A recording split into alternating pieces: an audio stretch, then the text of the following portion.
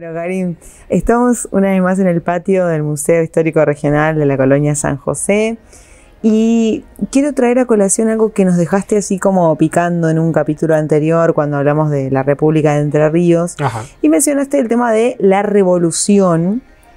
Dijiste como que les adelanto que para mí sí fue una revolución. Para mí nunca estuvo en discusión porque lo aprendimos como revolución, la Revolución de Mayo.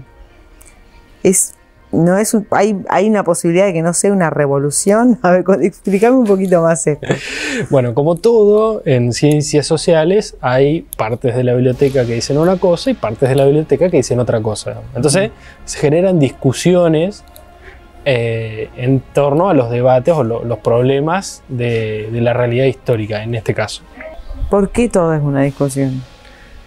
Porque los problemas históricos o sociales son muy complejos y hay diferentes formas de abordar para llegar a una conclusión certera o lo más certera posible acerca de qué es lo que pasó. Y en esto hay algunos que consideran, dentro de la historia de la historiografía argentina, que la Revolución de Mayo fue efectivamente una revolución. Ahí estoy yo, dentro de ese campo estoy yo. Y quienes consideran que fue una reforma, fue un cambio de autoridades o fue otra cosa. Ah, ok. ¿Pero por qué? Porque hay una definición específica de revolución que permite decir que sí lo es o no lo es. Claro, exactamente. Los que creemos que fue una revolución efectivamente, básicamente ascribimos a una definición que es más o menos la que da el italiano Norberto Bobbio, que dice que una revolución es una tentativa que está acompañada del uso de la violencia, y esa tentativa es por sustituir las autoridades vigentes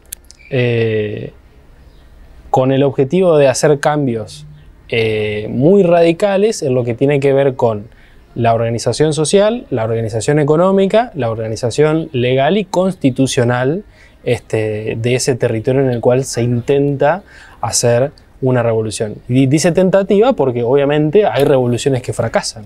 Hay intentos de la toma del poder para cambiar las estructuras que fracasan y hay otros que son exitosos o que tienen un grado de éxito. Claro, pero no depende del éxito que sea o no una revolución, puede serlo igual. Puede ser una revolución fallida. ¿Y por qué algunos creen que no es una revolución, la Revolución de Mayo? Yo me iría más por argumentar qué es lo que creo de por qué sí fue.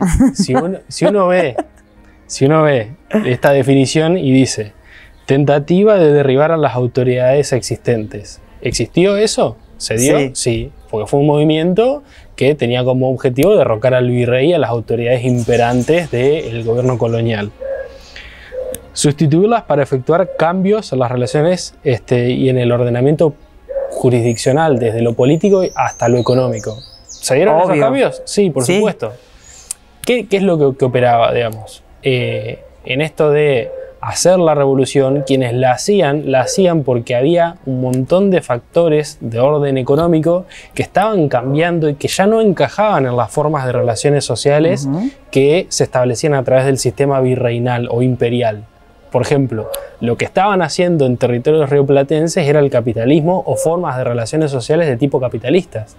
Gente que quería vender. ¿Por qué el comercio durante buena parte de toda esta etapa fue de contrabando?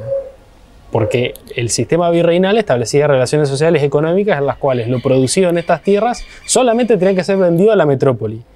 Y en realidad los productores de esta tierra querían comerciar con el que mejor les pagara por eso que ellos generaban. Entonces hay cierta tensión entre lo que quiero, entre lo que deseo para vender y lo que puedo, que hace que durante buena parte se dé un comercio en negro y después operen cambios de orden político que derriban a las autoridades, hacen la revolución, lo hacen a través con uso de la violencia, porque si no, miremos lo que pasó después en las guerras de independencia. Todas las batallas fueron batallas por el poder y por sustituir esas autoridades y por sostener ese cambio a nivel económico. Entonces, la Revolución de Mayo efectivamente fue una revolución. Pero es hasta incluso comparable, si bien, bueno, es diferente enfrentarse al máximo poder cara a cara que a través de un virrey, pero digo, es similar a la Revolución Francesa también, aunque filosóficamente la otra quizás sea más profundo todavía el cambio para gente que vivía bajo un reino, ¿no? Es lo pero mismo, es lo mismo. o sea, las relaciones económicas que estaban en tensión en la Revolución Francesa eran las mismas. Había una nueva forma de organizarse socialmente a través de nuevas formas de relacionamiento económico que no encajaban en el sistema del reinado. Y acá el caso es lo mismo, solamente que la estructura de nuestro territorio hacía que el monarca esté mucho más lejos porque estaba en España, pero las relaciones son las mismas. ¿Nos podríamos encontrar entonces con historiadores que nos digan que en 1810, en lugar de una revolución, hubo un cambio de gobierno? Sí. ¿Un cambio de autoridades de gobierno? Sí. A mí me parece muy loco, pero también asumo que tengo la escuelita o lo que me enseñaron en la escuela, que es como la Revolución de Mayo era... Sí, hay debates en este sentido, pero bueno, digo y doy mi opinión científica basada en esta parte de la biblioteca de que para mí efectivamente fue una revolución por los cambios que produjo. Una revolución hecha y derecha. Claro, diametralmente opuesto a lo que pasaba a lo que sucedió después. Bueno, Garín, gracias por explicarme esto, por poder explayarnos un poquito en el concepto de revolución. Gracias a vos.